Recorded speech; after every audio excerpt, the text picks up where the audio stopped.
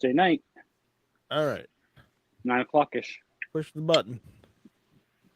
All right. It looks like we are live, and we're a little we're casually late. We're not super late. We're casual. Uh, so we got a couple topics to talk about tonight. We were getting into the gun topics because I've got in my lap I've got a ton of project guns I got to get done, and we were talking about project guns and just old sporters and all that fun stuff in the pre-chat, and then Guns and Barbecue joined us. But we're gonna start up hit or miss tonight. So let's go through the room and see who we have on our panel tonight, and if anybody else jumps in after the fact, well, we'll call them out. All right. So first up, Travis, how you doing, buddy? Man, I'm doing okay. How you doing? I'm doing marginally well. Good. Excellent. I'm just happy to be here. Appreciate the invite. I think it's going to be a fun little chat that we got lined up for tonight. It should definitely be a hit. I know that. I am going to have to read some articles tonight, so it might be a little boring. So, guys, if you want to catch the replay, I don't blame you. So, nah. But yeah. So, Guns Barbecue, how you doing, buddy? Hey, doing pretty well. A little sore, but nothing too terrible. I didn't expect you to be able to make it tonight, but I'm glad you did. I appreciate the invite. Yeah. So, and then last but not least, we've got Scott here, and Scott was also first in the YouTube chat, so I can't fault him for that either. Pulling double duty. Yeah. So, so tonight we got a couple topics to talk about. Travis, which one do you want to go through first? You there, Travis? Sorry, man. I was muted. I try to mute up when I'm not talking. You don't have. Yeah. Travis, man. You pick whatever sounds good. Let's bring everybody in on something awesome. Okay. All right. So apparently, things in Texas have they have escalated now. They've gotten spicy. Things have gotten spicy because apparently, Governor Abbott has enlisted the help of Chuck Norris in effort to prevent school shootings. Not kidding. This is totally real. I know you're hoping this is about Abbott installing Chuck Norris clones in every public school in Texas to keep the bad guys at bay. Honestly, that's what I was hoping for too. But it sounds like Norris's role in preventing school shootings is going to be free of any genetic engineering. Instead, he'll be lending his voice to an effort encouraging parents, students, and teachers to report suspicious activity or cause for alarm using the state's I Watch Texas website. It says, parents, teachers, and students deserve to feel safe and secure returning to school this fall, and who better to help spread the message about I Watch Texas reporting system than Texas Ranger Chuck Norris, Abbott said in a statement to the media on Tuesday. Norris was the star of the television series Walker, Texas Ranger, which ran 1993 to 2001. I hate to admit this, but I watched every episode and I loved watching that show. So if that show didn't change your life somehow, you're not real American. I don't. It made me almost want to be a Texas Ranger, but then I forgot I'm not from Texas, so I can't be a Texas Ranger. But I found out that maybe at one point, if I ever move back to Arizona, I might have a chance to be an Arizona Ranger. Just small chance. Anyways, moving on. He says in the new PSAs, Norris says he loves bringing bad guys to justice, which it's true. We saw it we saw it from 93 to 2001. He does. See, but he says, but law enforcement can't stop the bad guys if they don't know who they are. He says, that's why I wanted to tell you about iWatch, a website, a phone app, and service that allows Texans to report suspicious activity. The iWatch system has been in place for several years, but Abbott in June called for ramping up awareness of the system after the Uvalde shooting. Oh boy, we're going into some spicy territory now, so watch out. While Francis is on the campaign trail declaring that the only way to stop school shootings is by banning AR-15s, or at least restricting their purchase to those over the age of 21, the Secret Service recommends a very different approach. According to a 2021 report that examined targeted attacks on schools between 2006 and 2018, more than 90% of individuals who either carried out an attack or were prevented from doing so had communicated their intentions beforehand, either to family members, students, teachers, or through online communications. The shooting at Robb Elementary in Uvalde hadn't happened when the Secret Service's report was released, but the individual responsible fits that same pattern observed in the report, with multiple opportunities where the criminal justice, public education, or mental health system may have been able to intervene if he'd been on anyone's radar, which is true. And I don't fault them for trying to improve the system that's already there in place, that they've already got, instead of making up new bullshit laws that won't help anybody, and and taking away everybody's rights, because it doesn't seem, because that doesn't fix the problem that's already there. It only limits the tools that the attackers are going to use against people. Just because you take away one avenue doesn't mean they won't find another. Just look at all the stabbings in Europe and Australia after they banned guns. Yeah. They go on to say they think it's great that Chuck Norris is lending a hand to promote the iWatch Texas website, but they'd love to see him cut another PSA to promote the state's school marshal and school guardian plan, which both allow for armed school staff members to carry on campus. According to the Texas Tribune, about 84 of the state's 1,200 school districts have adopted a school marshal program, which requires staffers to undergo 80 hours of training. More than 200 districts, on the other hand, have authorized certain individuals, not just district employees, to serve as guardians, allowing them to carry on campus after 16 hours of training. In Fayetteville ISD, Superintendent Jeff Harvey said the district added the Guardian program instead of the more heavily regulated Marshall program because it allowed the district to designate a variety of people outside of school staff to be guardians. He requires monthly target training and psychological exam. While the district has not had to use the guardians, Harvey said a few years ago it received a tip that a suspicious individual was approaching a campus. They initiated a shelter-in-place order and deployed guardians across the campus. Turns out no one came toward the school, but we were prepared and ready, Harvey said. It felt really good having the program in place at that time and how well it performed in terms of readiness for that specific encounter, which is good. It goes on to say about 25% of Texas school districts have already either a guardian program or the school marshal system in place, which means there's still plenty of room for growth. It might be impossible for every campus to have its own Chuck Norris clone on hand, but thankfully you don't have to be a Texas Ranger to protect students against a targeted attack in their classroom. You just have to be someone with a willingness to serve as a first line of defense and the free time to undergo the required training. And I suspect there are plenty of educators in the Lone Star State who fit that bill will be eager to volunteer if and when their districts adopt one of these measures. So I would say overall, that's a step in the right direction because they're just beefing up what they already have in place instead of enacting, gun control laws. What do you guys think? I think having Chuck Norris is kind of the spokesperson for it. And that's definitely going to be an attention getter. And if anything, it'll get people to think about what the program has to offer. I mean, just seeing him, it's like Chuck Norris, if whether he's got his Texas Ranger gear on or not, I think it's definitely a good selling piece for people.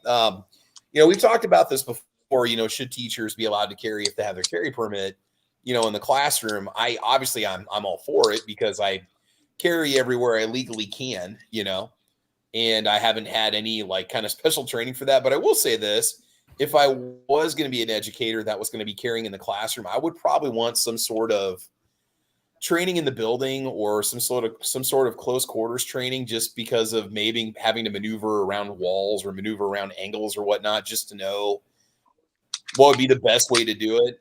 But I mean, Right. I'm still for having the educator being armed in the classroom, is just because you are the pretty much first and last line of defense for those kids if somebody's trying to get in that classroom. Right. And So, you know, for reference, I think that the school marshal program is the one program where they have a designated either a security or law enforcement officer on hand with an actual AR-15. Yeah. That's the school marshal program. I see that as a pretty good deterrent. You know, a lot of people, if they know, now you're going to have people that won't care and they'll still go and do what they want to do. Right. That's definitely a good deterrent. Those that are looking to do evil will still do evil, regardless of whether there's someone there to stop them or not. But if somebody is there to stop them from pulling the trigger as soon as they walk through that door, you know what? I hate to say it, but that works. Yeah. You know, if the only life that is affected is the life of the one who would do evil, then nothing is lost. I'm telling you that right now. And it would be interesting to check out the data, let's say in a couple of years from now, to see if those programs have in fact resulted in less incidences of violence or crime or gun crime on those campuses. I would imagine they will. And the data is the important thing, because that's your arguing point when it comes to pushing for programs like that. People are going to say, well, the data and statistics of the program. Well, bring it from a credible source. Well, the FBI data shows this, or the CDC, data says this, that, after this happened, gun incidents were reduced 40%, But the Secret Service, I mean, I wasn't aware they were even tracking that. But hey, if that's what they said, that's what they said, Yeah. The thing is, that's not even their job. Somewhere. It's not even their job. Yeah, that's right. We got more. That should be an FBI thing. Haven't seen him in a while. So I feel like they could probably save a lot of time if they just put cardboard cutouts of Chuck Norris at the front of every school. Nobody's going to notice that school. They'd be like, oh my God, there's Chuck Norris. They might do that. Put it behind the glass a little way so it looks like it's Chuck Norris, but you can't tell it till you get up close and you realize it is. It's like, oh my God, I'm not going in there. Guns Barbecue, I know you're joking, but you joke and you don't know. They may do that anyways just to promote it. It's not a bad idea. No, it's not. You're paying for it anyway. You might as well use his likeness as much as you can. Yeah. Right? I'm sure he's not doing it for free. No. But I am with Travis on, if teachers are carrying the whole it doesn't have to be teachers. It's also willing staff too. So anybody who's not a teacher, Because we've had this conversation on all kinds of shows a bunch of times. We don't want any teachers being forced to do it that don't want to, et cetera, et cetera. But one of the arguments I always hear is cost. And I'm like, why does it have to cost the school district anything? I mean, I understand insurance and stuff, but as far as training the teachers, when I got my armed security certification here in Pennsylvania, it didn't cost the security company that I was working for or anything. It cost me. Now, at the end of the year, because that was for work, I was able to write it off on my taxes. Mm-hmm. And I'm like, same situation. If a teacher wants to carry, the state sets out, these training requirements. And I realize some people are like, well, that's mandating training. Well, there's a difference in carrying every day on your person just in case. And then there's another instance where you're saying I'm carrying for work. And that gets into a different area. And if you're saying I'm doing this for work, then, again, insurance, things like that is going to want certain things set out. But I think just making it where teachers can then write off ammunition expenses, training expenses, their firearm, concealed carry permit, etc., would go a long way in helping armed teachers that want to. Yeah, and listen, I'm of the opinion if teachers want to be armed, they should be given that option. Now, again, if they don't want to be, they shouldn't be forced to. But again, if they don't want to be armed, they shouldn't have an opinion of anybody else being armed just to make sure, just because they don't like it. Okay, you shouldn't ask others to give up their constitutional right just because you don't like it. And that's what it comes down to for me. No, No, Travis. I don't like what you're saying. That Yeah, I know you don't like what I'm saying, but guess what? This isn't your show. Oh yeah. I pulled that out. There you go. I would rather have armed teachers than an armed cop on campus because we know how well that's worked out in the past. He's talking about the Uvalde police that did nothing for No. an hour. No, I was talking about a certain school in Florida. Ooh, yeah. They did the same thing. Well, And the other thing too is in the classroom some of these schools are firearms. massive, and it takes time for people to get to places, and so having somebody that's already there to protect the kids, I mean, I think that's probably a good step. Because the teacher's going to protect themselves. Yeah. And in essence, they're protecting the kids at the same time. Yeah. They're not, somebody bursts into the classroom, the teacher's not going to let them just sit there and shoot the kids and then wait to shoot back. I think the training would need to, for somebody that's already got their carry permit, I think the training should include something like, if you're not in the classroom and there's a shooter, what do you do? You want to make sure you make the right decisions, like any kind of training that gets you in the mindset of if you're in the hall or you're away from your room or you're on a different floor and what do you do? Well, the other thing is the teachers know each other. So it's very easy for them to pick out staff versus intruder. Yeah, but if you've got a crowded hallway and there's a long distance, it's going to be hard to see if that person's an adult or a kid or another teacher. I mean, it really would be. And plus, high school kids can look pretty old. They can be really tall. You can't tell necessarily. I'm just saying I wouldn't be able to identify in a crowd, hallway full of people. I wouldn't be able to identify a particular target at 100 yards or 80 yards. That would be really hard to do if you've got hundreds of people in a hallway. So, it depends on the size of the school. Right. The school I went to, my graduating class was like 220 people. Mine was about 1,000. Hey, me too. Mine was 72. Our high school had 350 kids in it. And that was it. So now that we're done with Chuck Norris, we're gonna move on to Smith and Wesson. All right. Oh, here we go. You're getting to that. Are you? Yeah. Okay. So apparently Smith and Wesson the other day had some choice words to say that they didn't say, in public, but they decided to post it on social media instead because apparently they didn't want their words to get misconstrued, or they didn't want the the media to twist their words around or misquote them, right? Yeah. Mince their words. Is that what they say? Mince the words. Yeah. Yeah, there's that too. So Smith & Wesson released a statement saying a number of politicians and their lobbying partners in the media have recently sought to disparage Smith & Wesson. Some have had the audacity to suggest that after they have vilified, undermined, and defunded law enforcement for years, which they have, supported prosecutors who refuse to hold criminals accountable for their actions, overseen the decay of our country's mental health infrastructure, and generally promoted a culture of lawlessness, Smith & Wesson and other firearm manufacturers are somehow responsible for the crime wave that has predictably resulted from these destructive policies. But they are the ones to blame for the surge in violence and lawlessness, and they seek to avoid any responsibility for the crisis of violence they have created by attempting to shift the blame to Smith & Wesson, other firearm manufacturers, and law-abiding gun owners. It is no surprise that the cities suffering from the most violent crime are the very same cities that have promoted irresponsible, soft-on-crime policies that often treat criminals as victims and victims as criminals. Many of these same cities also maintain the strictest gun laws in the nation. But rather than confront the failure of their policies, certain politicians have sought more laws restricting the Second Amendment rights of law-abiding citizens, while simultaneously continuing to undermine our institutions of law and order. And to suppress the truth, some now seek to prohibit firearm manufacturers and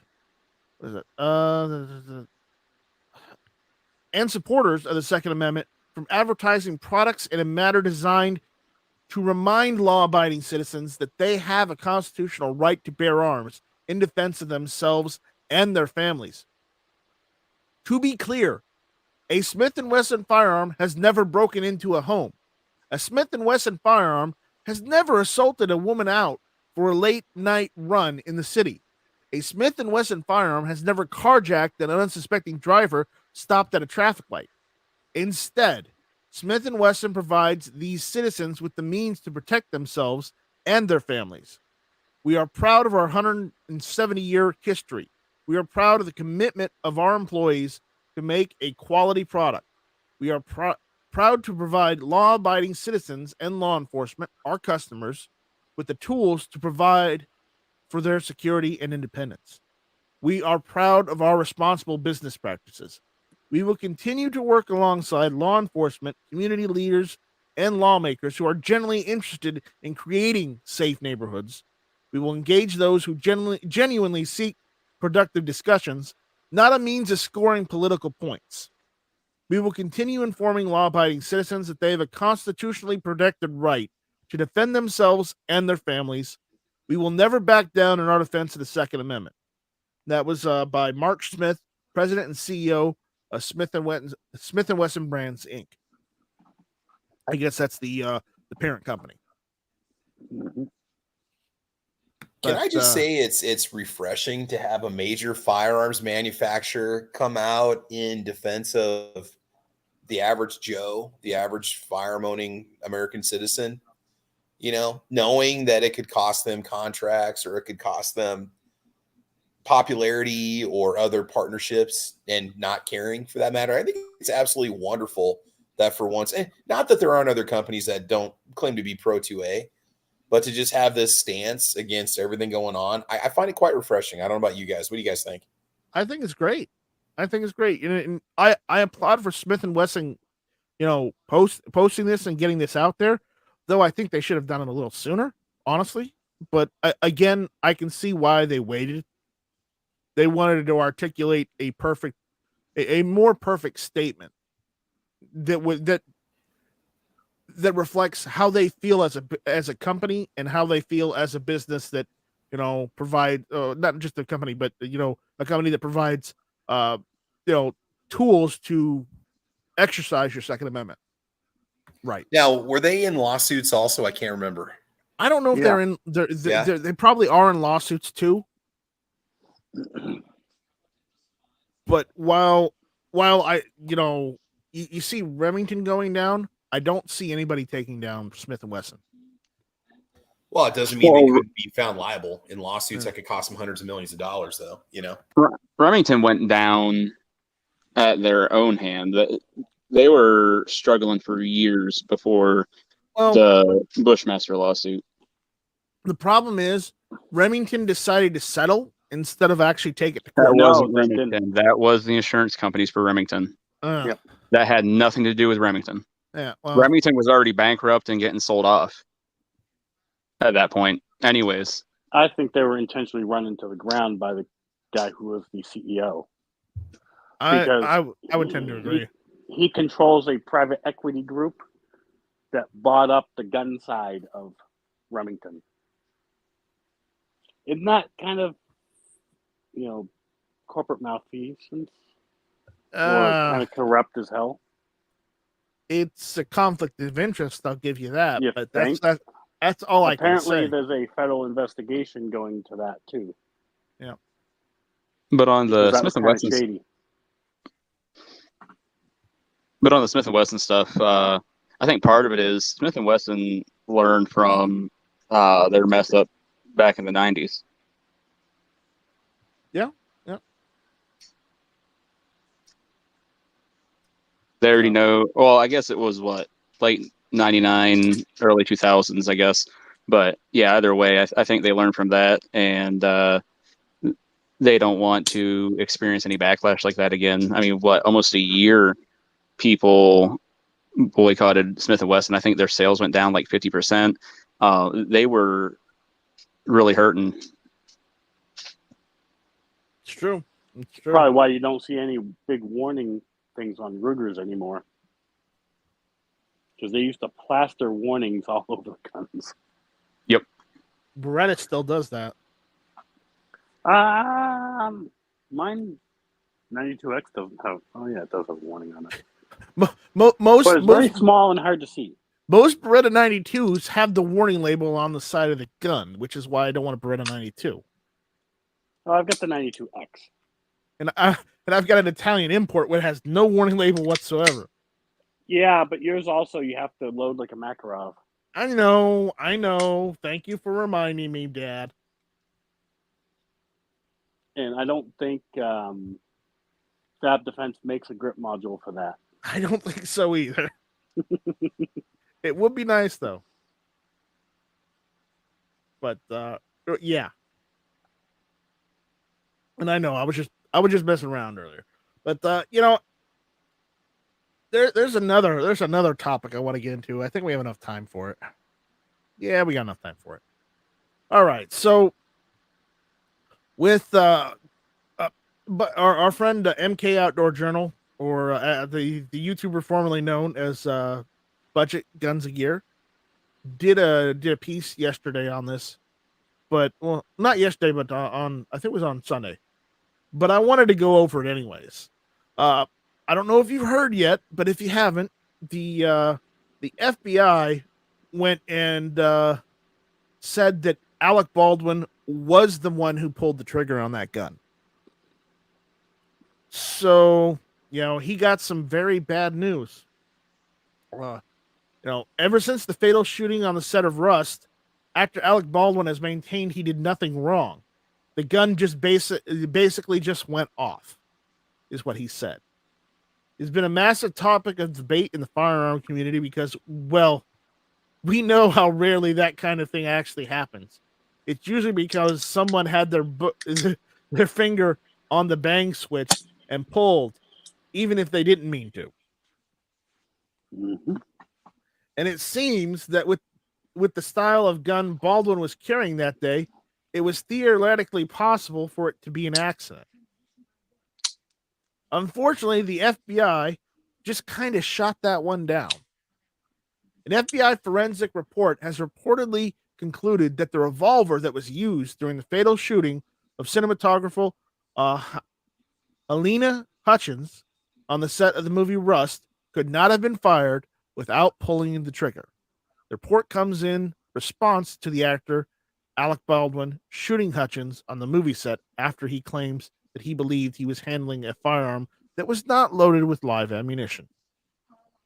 The FBI report obtained by the news agency that got this says that the .45 Colt revolver, probably .45 long Colt, could not be made to fire without the pull of the trigger while in a quarter cocked position, a half cocked position, and a fully cocked position. In an interview late last year with George Stephanopoulos, Baldwin said that he pulled the hammer back as far as I could without cocking it, and then let go of the hammer, and bang, the gun goes off. Which means he was already pulling the trigger. Means he was already pulling the trigger. Exactly. Because that's how you cock a revolver. You pull the hammer all the way back and you pull the trigger. But in his case, he was holding the trigger down and pulling the hammer back, and then he released the hammer and it went back. And it went for it. Yep. And you know what? That's his own damn fault. That's the only scenario that works. It is the only scenario that works with a revolver like that. Mm-hmm. So, and legally armed America proved that too. The prosecutor in the case hasn't taken anything off the table with regards to charges that may be filed, which means this could get sporty for the notoriously anti-gun actor, which I don't know if you know, Alec Baldwin is very anti-gun and he's gone on about it for many, many years. But unfortunately, using them in his movies, he was not a base to. So he's one giant freaking hypocrite, I'll tell you that, and it's bit him in the ass. They should make him have to get a waiver to even handle guns, considering how many times he's attacked the press. All right. So far, Baldwin doesn't seem to have released a statement regarding the FBI's findings, but there's not much to spin that can be conducted on this one, especially since this fits with how guns actually work in this day and age. He pulled the trigger that day and killed an up-and-coming cinematographer who was just starting to make her mark in the industry. However, much as we may enjoy a litter Schadenfreude at Baldwin's expense, he's not the only one who can be blamed right now. After all, Baldwin may have been stupid to trust the industry rules that weren't written to be any live rounds on the set, but someone else brought those rounds to work and put them in the gun. My guess is that in further investigation will reveal that who is responsible. Typically, that would be armorer Hannah Gutierrez Reed, but an April report showed she wasn't given adequate time or opportunity to actually do her job. The truth is that Elena Hutchins died because someone or several someones screwed up royally. One of those, however, appears to be Alec Baldwin, and no amount of screaming in the media about how he didn't do anything changes that fact. He pointed a gun in Hutchins' direction and pulled the trigger, and even if he didn't mean to harm her. Remember, folks, guns don't kill people. People kill people. Hutchins' death may not have been intentional, but it was definitely preventable. And that's the end of that article. But that's also the end of Baldwin's career, because I'm telling you right now, court case, he's going to get destroyed. Well, he was also an executive producer, so yeah, he was an executive. On that side, he's liable. He was an executive producer, so he's doubly screwed. Yep. But will we see anything of this? Will we actually hear that he actually, got? No, they'll quietly pay the family a multi-million-dollar settlement. Yes, exactly. It'll be probably a settlement to whoever they want, and then it'll be swept under the rug. Because remember, if you're rich in this country and you kill someone, you don't go to jail. You just pay a fine. Well, think about it. What we're talking about here is a negligent discharge, but at the end of the day, it was accidental. What they'd have to do is actually prove that he intended to shoot that cinematographer and kill her if you're going to want charges brought. Oh, now, granted, they could go with charged with manslaughter.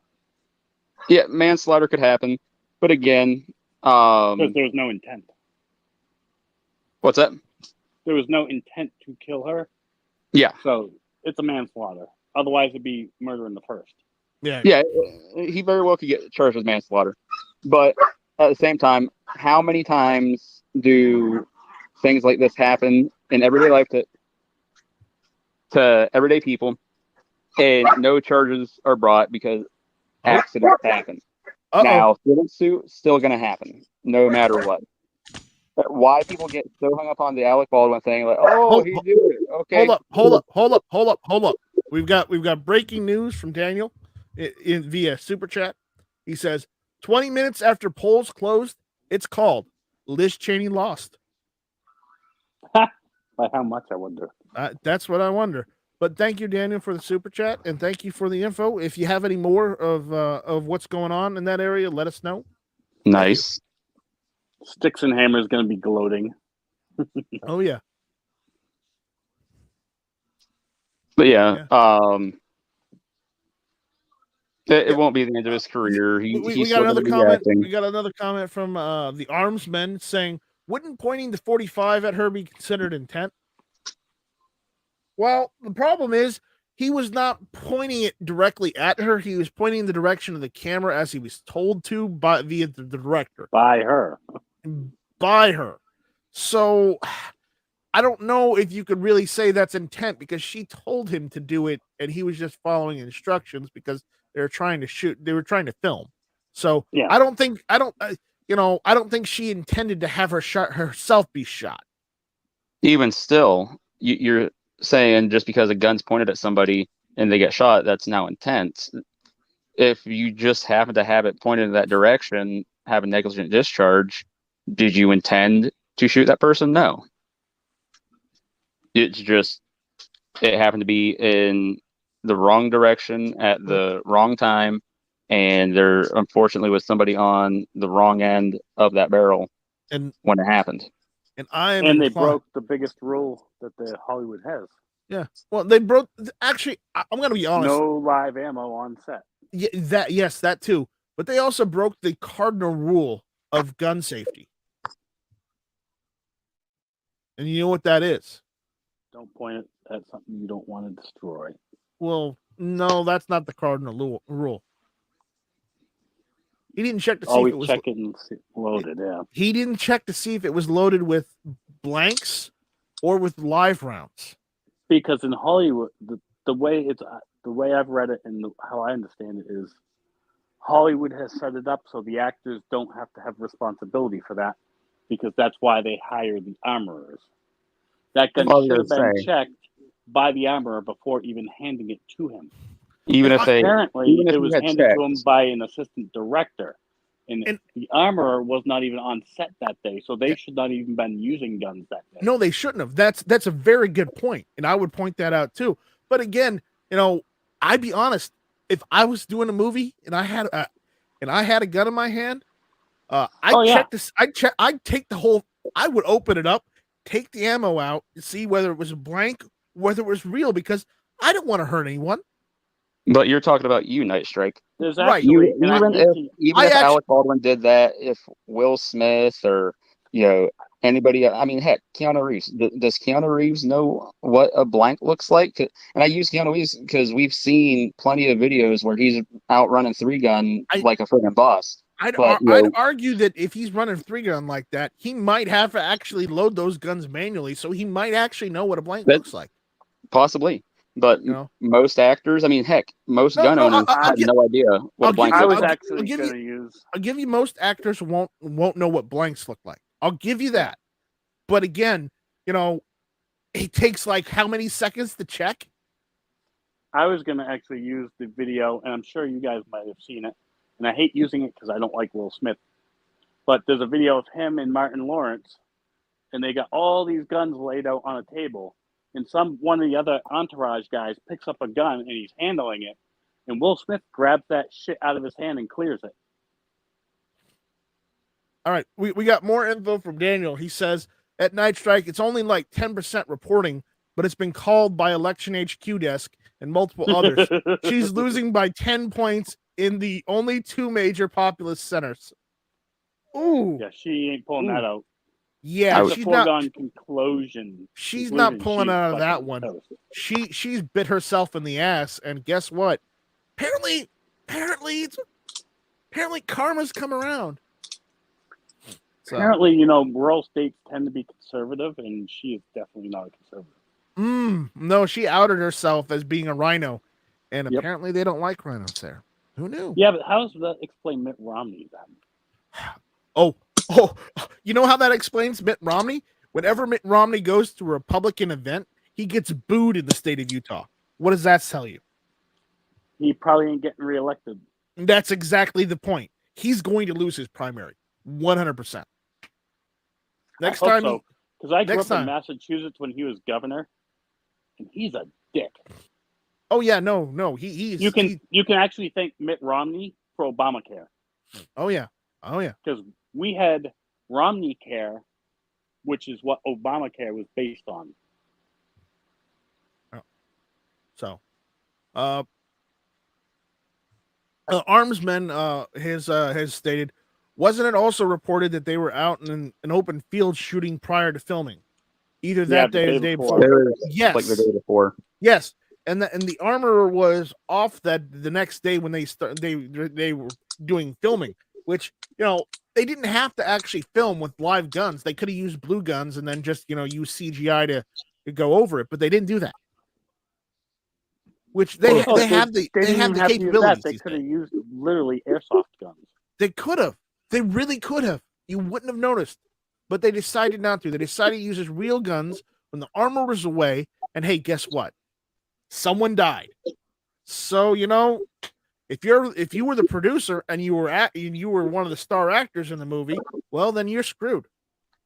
Mm-hmm.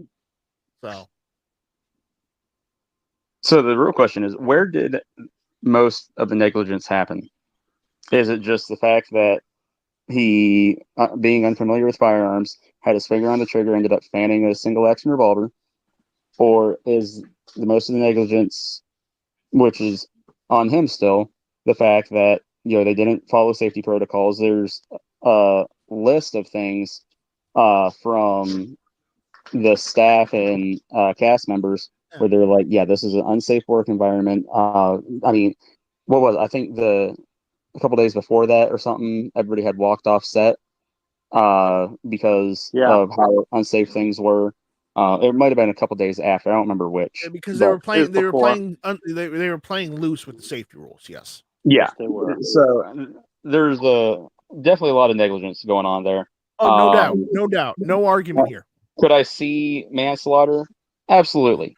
Would I be surprised if it doesn't happen? No. But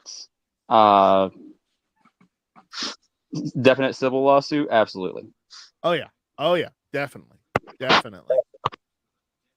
So, if he doesn't go to prison for it, if he doesn't get held accountable for it, there will be a civil lawsuit, and he'll probably end up having to either settle inside a court or outside,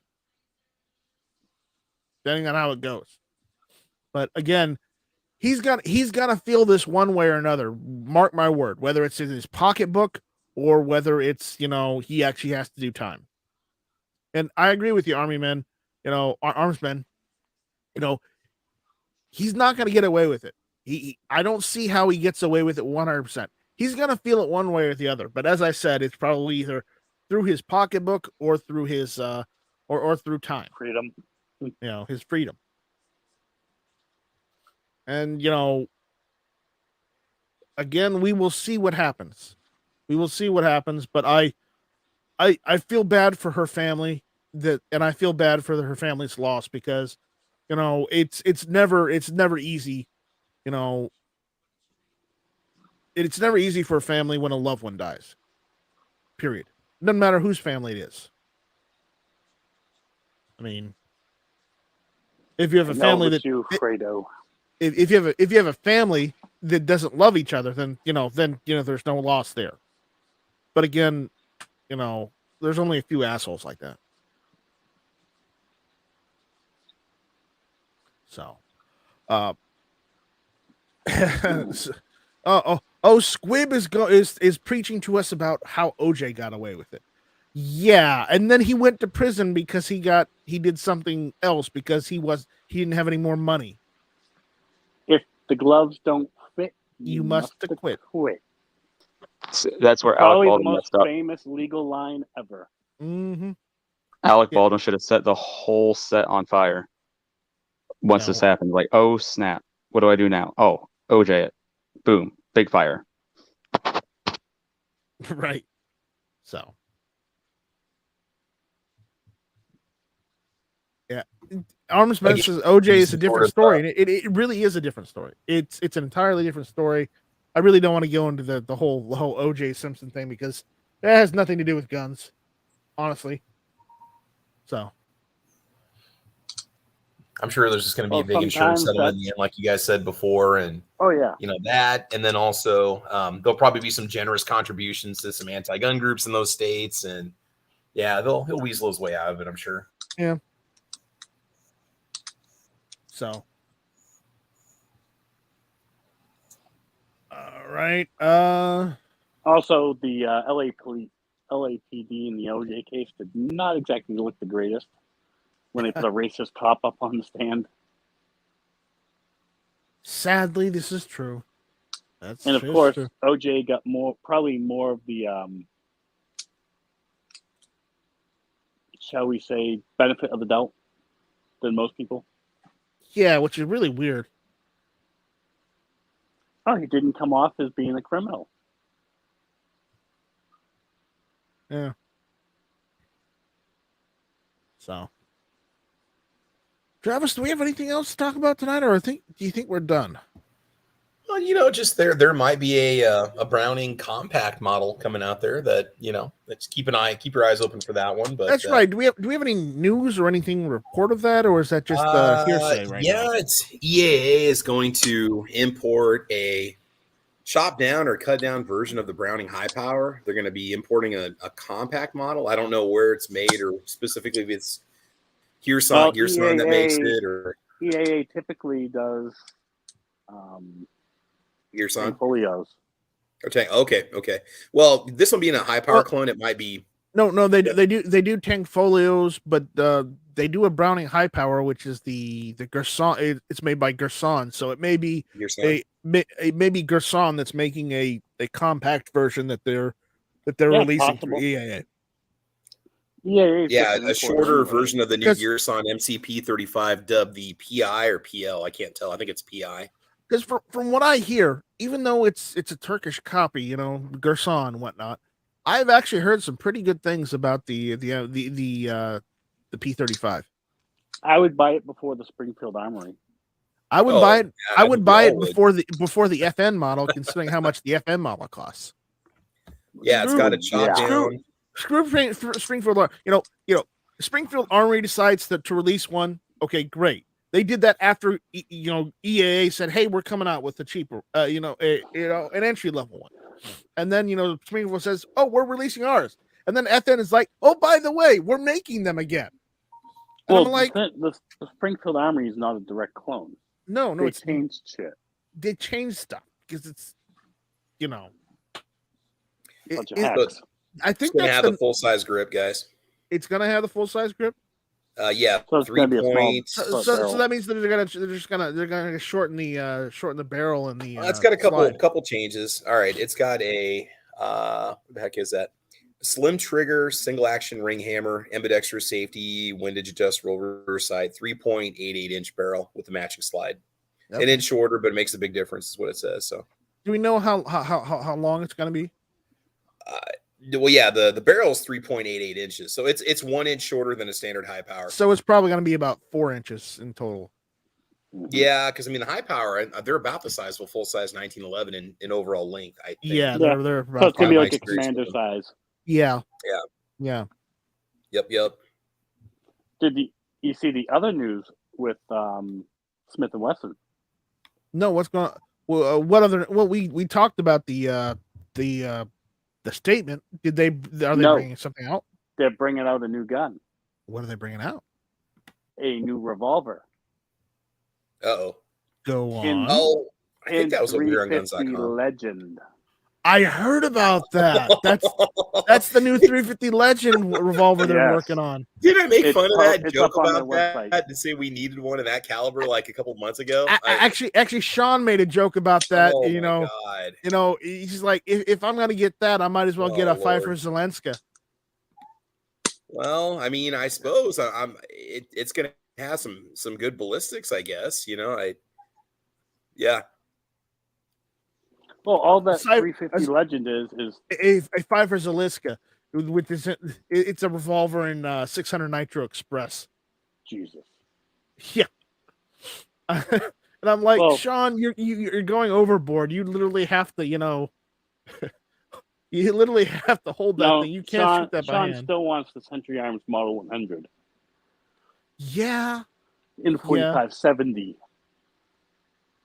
Yeah, it's Sean. We love him, but it's a giant single army action revolver, and I do mean giant. I've held one.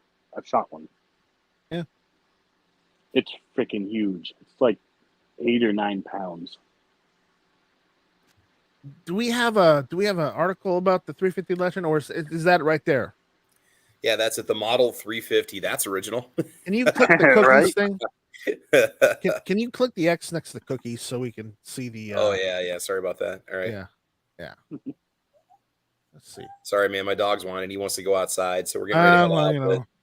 $15.99 is what we're looking at. So I can't wait for Glock to come out with 30 super carry. I'm sure Squib's gonna go buy one of those. He'll be first in line to go get one. Right. 30 super carry Glock. Yep. Right. You can go get a Smith & Wesson. But it's not a Glock. True.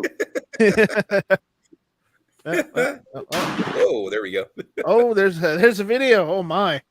X-frame model. Yeah. I bet this thing's got some wicked ballistics. It's got fiber optic sights. Here, hang on a second. Here we go. I don't like that they're calling it the 350 though. Only because their airweight series is designated with a 3 already. No, what you really don't like is because somebody might call it a tree fitty. But I still feel like I'm gonna have to get one of these. I may have to too. The funny thing is, 350 Legend is all it is a rimless version of 350 Remington. Yeah, that's from true. the Model 8. No, that's true. You got it right there. Ballistically speaking, it's the same. Yeah. Here's the best part about 350 Legend. You can buy it at Walmart because I think it's a rifle caliber. Yeah, it's not an assault weapon caliber. Yeah, no, it's not a black gun caliber. Wait a minute. I'm sure there's probably an AR out there chambered in 350 Legend somewhere. I was about to say, my Walmart still has 308.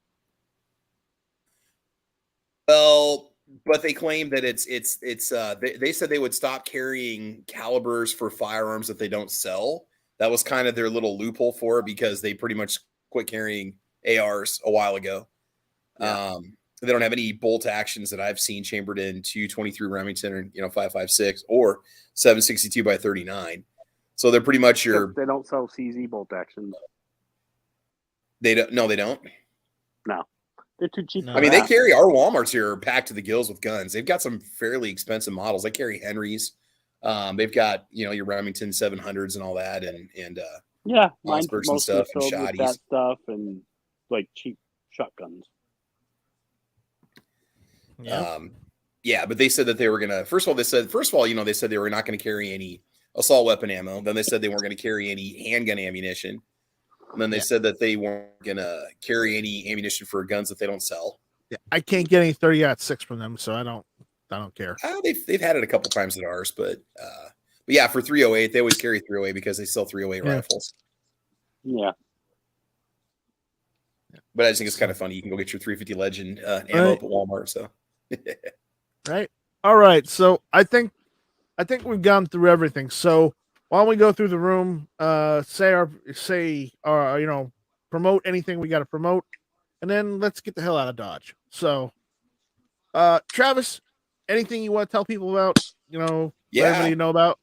I'll be dropping a new video in the morning. It was already over on Defense Dad channel. We kind of filmed them at the same time. So it's called the Winter Chicken Dinner Challenge. It was to see who could pull off a tighter group with their micro sub compact. And so we'll see if I win the chicken dinner challenge. Also, we got Caliber Corner on Saturday morning at 8 a.m. where we're going to talk about PCCs versus the AR9 platform. Anything other than an AR9 platform PCC, like your Ruger PC carbines, your whatever carbines, Scorpions, AK PCCs and stuff like that. So we're gonna kind of take a look at both of them and just maybe have a little discussion on them. Which one do we think is maybe better, or which one do we think we would rather own and whatnot? So right, I've got a couple of them, so I've got a little bit of an opinion on them. That'll be 8 a.m. Central Time, 9 a.m. Eastern Time for all you fancy East Coast folks that live out there. So I'll give you a preview. I owned a Scorpion. I sold it. Mm-hmm. Okay. All right, we're getting spicy in here. Scott, any words of wisdom for the viewers out there? Carry hollow points. Okay, we'll go with that. No, carry 350 Legend. Do it the right way. They probably make that in a hollow point. I want that'll drop a Bison. Bison and probably drop a Rhino. Yeah, probably. Yeah. Guns and barbecue. Final words of wisdom. Are there any nightly firearms expos in your future? There very well could be. There's one tonight at 11 p.m. Then there's one tomorrow afternoon at 2 p.m. And then there's one Thursday night at 11 p.m. again. And for a word of wisdom, I would say don't fan a revolver unless you have it pointed in a safe direction and it's beyond the target and all that good stuff.